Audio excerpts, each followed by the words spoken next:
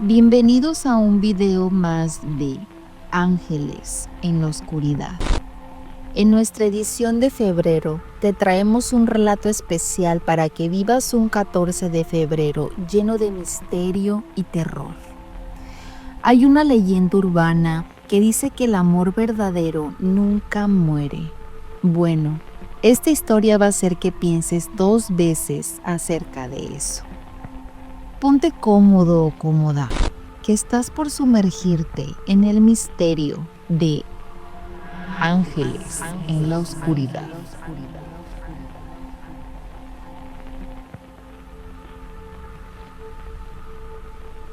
Cuando vi por primera vez a Ricardo, jamás me imaginé que nuestra historia de amor terminaría. Te escribo para contarte mi historia, mi pesadilla. Me llamo Luisa. Hoy soy una mujer de 50 años. Jamás había amado tanto a un hombre como a mi Ricardo. Nos conocimos en la universidad, él de la carrera de Ingeniería Bioquímica y yo de Psicología. La primera vez que lo vi fue un día que acompañé a mis amigas a la cafetería. No suelo ser muy extrovertida, pero ese día me divertía mucho con la plática que teníamos, tanto que reía a carcajadas. Después de uno de mis ataques de risa, secaba mis lágrimas cuando sentí la mirada de alguien. Desvié mi mirada y mis ojos se encontraron con los suyos.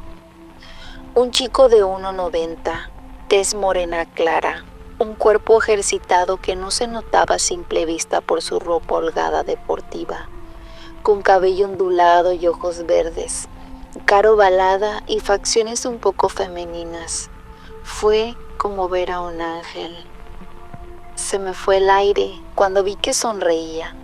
Eso hizo que toda su aura se iluminara y dejé de respirar por completo cuando vi que se acercaba y se sentaba junto a mí para preguntarnos qué era lo que tanta gracia nos daba. Mis amigas, animadas por lo atractivo que era, supongo, compartieron con él aquella anécdota, mientras él las escuchaba un tanto entusiasmado. Me percaté que de vez en vez volteaba a verme y de repente sentí cómo me daba un empujoncito con su hombro para decirme: Oye, ¿qué sucede? Hace rato no parabas de reír. ¿Te molestó? Yo, toda ruborizada, ya más tranquila, le dije que no era nada y le sonreí. Así fue como iniciaron nuestras largas conversaciones, donde comenzamos a conocernos mutuamente. Sus visitas frecuentes en la facultad para buscarme e invitarme a la cafetería. Después, las salidas a pasear a plazas, centros comerciales, cenas. Y un día, en una de nuestras citas, me invitó a un lugar hermoso, rústico y elegante, donde había reservado una mesa en un pequeño balcón. Había flores, velas, y él se miraba hermoso todo vestido de negro. Atento y caballeroso, me preguntó: Luisa, ¿sientes amor por mí? Yo, un poco desconcertada, le respondí que a qué se debía su pregunta.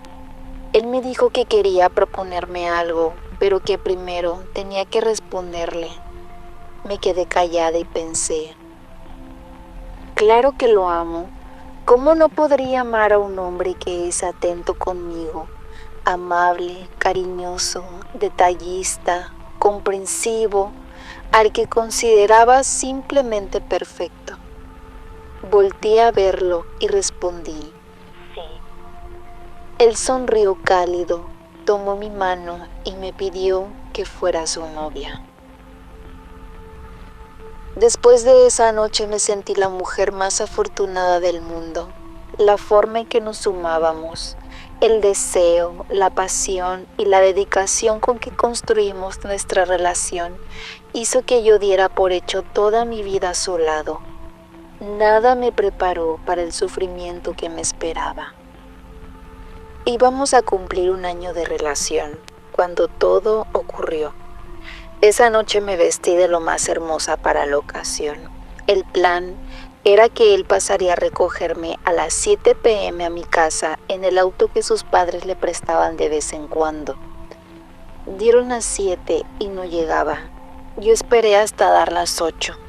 Preocupada, llamé a su número de teléfono 2 veces sin tener respuesta. En mi tercer intento, contestó su mamá y con todo y la pena me dijo que Ricardo había sufrido un accidente. Había sido impactado por un conductor en estado de ebriedad. Pérdida total.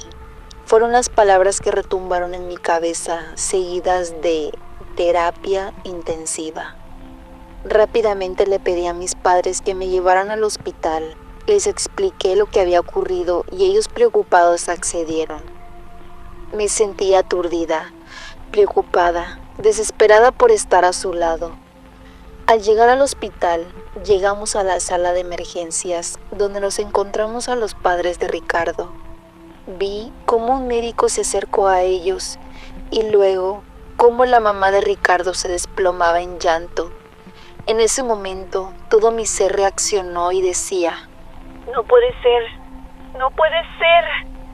Acababan de darles la noticia de que Ricardo había fallecido. Fue ahí cuando lloré desconsoladamente y grité su nombre una y otra vez hasta que no pude más y me desmayé.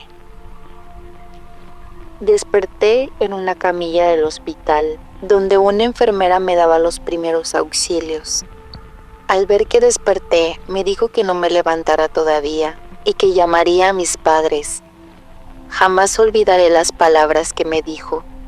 Esas palabras que me motivaron a hacer aquello de lo que me arrepentiré eternamente. Tranquila, si te sirve de consuelo, en mi religión, la muerte no es un obstáculo. Cuando más necesitas de aquellos que ya se fueron, solo llámalos y ellos acuden a ti de una forma u otra. Ella sonrió y se fue. Esa misma noche acudí con mis padres al funeral de Ricardo. Ni siquiera verlo en su ataúd fue suficiente para hacerme a la idea de que ya no estaba con nosotros, que ese era el adiós. Por la mañana lo estábamos sepultando y el resto de mi día quedé en estado vegetal, sin querer pensar, comer o moverme. Permanecí recostada en mi recámara hasta que llegó la noche. Me bañé, me coloqué la pijama. En mi closet encontré una de las sudaderas que Ricardo me había obsequiado.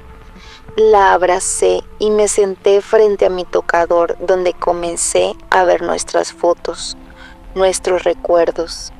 Mis lágrimas comenzaron a caer sin esfuerzo y fue ahí donde inicié a llamarlo, en voz baja. Y luego, casi a gritos, pidiéndole que regresara, diciéndole que no podía vivir sin él, que no me importaba nada, que solo quería estar con él.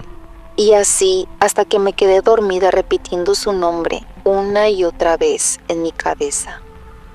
Esa noche soñé con Ricardo. Él estaba conmigo en mi habitación, recostado junto a mí. Al verlo, sentí como todo ese dolor se esfumaba. Lo abracé y le conté lo sucedido como si hubiese sido una pesadilla. Él sonrió y me dijo que no había sido un sueño, que era real, pero que podía regresar a mi lado si yo hacía unas cuantas cosas por él. Yo sin dudarlo le dije que sí. Se acercó a mi oído y escuché cómo su voz, acompañada de más voces, como si fuera un eco, me decía paso por paso lo que tenía que hacer. Después, todo se volvió oscuridad. Por la mañana, al abrir mis ojos, me levanté rápidamente para darme un baño, desayunar y salir de casa. Me sentía tan feliz de saber que volvería a estar con Ricardo. Acudí a la universidad y al salir fui al centro para conseguir alguna de las cosas que necesitaba para esa noche. Al llegar a casa, aproveché que mis padres no estaban y me hice un espacio en el garage del patio donde acumulábamos cosas para vender o regalar.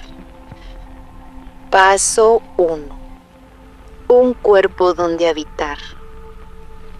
Así que me dispuse a hacer un muñeco de él, con las cosas que tenía a la mano. Le coloqué ropa que había sido suya y una imagen de su cara. Paso 2. Prepara la bienvenida. Coloqué velas, flores y otras hierbas con sal hechas polvo, todo alrededor de él, con los símbolos que me indicó. Para ese entonces ya daban las 7 de la tarde. Mis papás ya estaban por llegar. Entré a casa y me hice algo de cenar. No cabía de emoción y de felicidad, tanto que creo que mis papás al llegar se dieron cuenta, así que tuve que fingir un poco con ellos.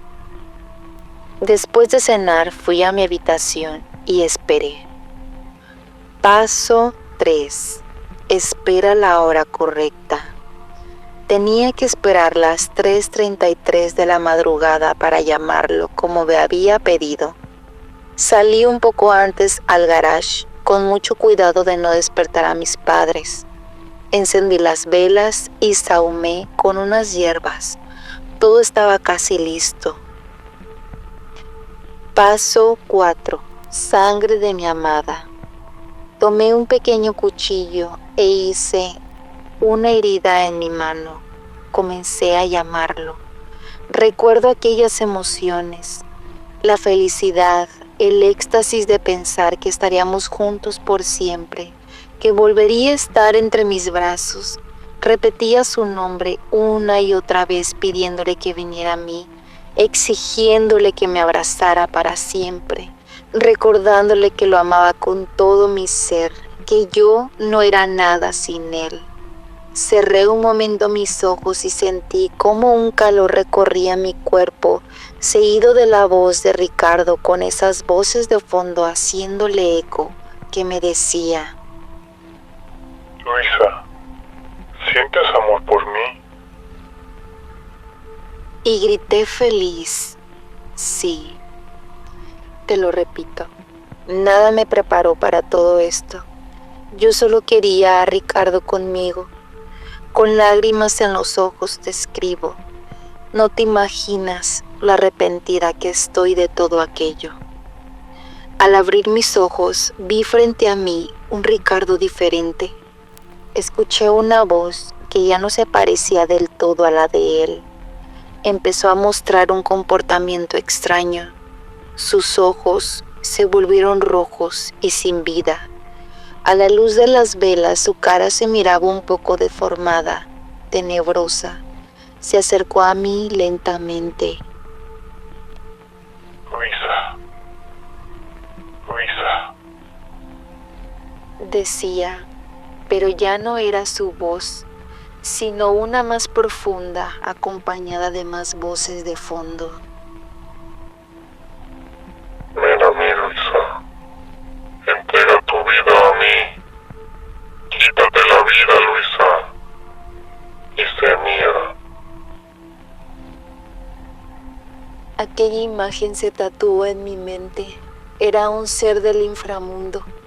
Había llamado a un demonio a mi encuentro.